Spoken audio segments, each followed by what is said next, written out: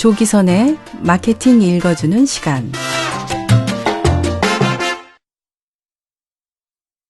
갈수록 새로운 마케팅에 대한 이론이 다양해집니다.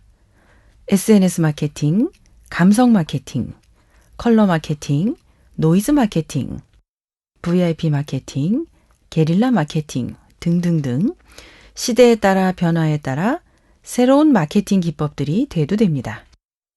그때마다 사업을 하는 분들은 새로운 마케팅을 배우기 위해서 책을 읽고 세미나에 참석하기도 하면서 마케팅을 접목하려고 합니다. 그렇다면 이 마케팅이란 무엇인지, 또 마케팅과 함께 사용되는 세일즈란 무엇인지 이 두 가지 단어에 대한 정의를 명확히 해볼 필요가 있겠습니다. 마케팅이란 무엇이며 세일즈와는 무엇이 다른가? 한국에서는 마케팅과 세일즈는 영업이라는 한마디 단어로 표현됩니다. 그래서 오해가 발생하는데요. 영어에서는 물건을 파는 것을 마케팅과 세일즈라는 두 가지로 나눕니다. 세일즈란 고객을 눈앞에 두고 계약을 이루어내는 것을 말하고, 마케팅이란 잠재 고객을 영업사원 앞으로 데려오는 것을 말합니다. 달리 말하면 마케팅이란 잠재 고객이 당신의 상품에 흥미가 있습니다 하고 손을 들어서 영업사원에게 오도록 하는 것입니다. 잠재 고객이란 아직까지 나의 상품을 구매하지 않은 고객을 말합니다. 이렇게 마케팅을 통해서 찾은 고객에게 물건을 파는 것이 세일즈입니다. 일반적으로 회사에서는 영업사원이 잠재 고객 발굴부터 계약까지 모든 것을 하죠. 대부분의 영업사원들이 마케팅과 세일즈를 한 번에 하려고 하기 때문에 고객의 반응을 일으키지 못하는 것입니다. 고객과 상담만 하면 90% 계약을 성사시킬 수 있다고 자신 있게 말하는 사람이 있습니다. 그러나 그러한 사람조차도 고객이 상담을 받기 위해 방문하도록 만드는 일은 어렵다고 합니다. 구매 의사가 있는 잠재 고객이 나의 매장 또는 홈페이지로 방문하도록 하는 것, 바로 이것이 마케팅입니다. 눈앞에 찾아온 고객에게 물건을 팔기 위한 능력은 화술과 설득력이고, 눈앞에 고객이 찾아오도록 만들기 위한 능력은 광고와 선전 능력입니다. 또 한 가지 중요한 것은 광고라는 단어의 정의입니다.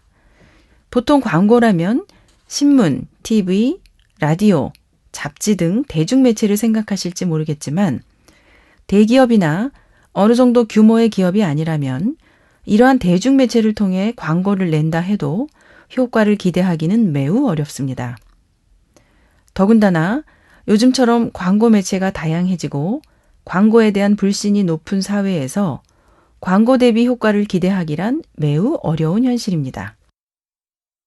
광고란 고객과 접점이 되는 모든 매체, 즉 홈페이지, 명함, 전단지, 간판, 다이렉트 메일, 봉투, 영수증 등과 같은 것을 광고 매체로 보는 것입니다.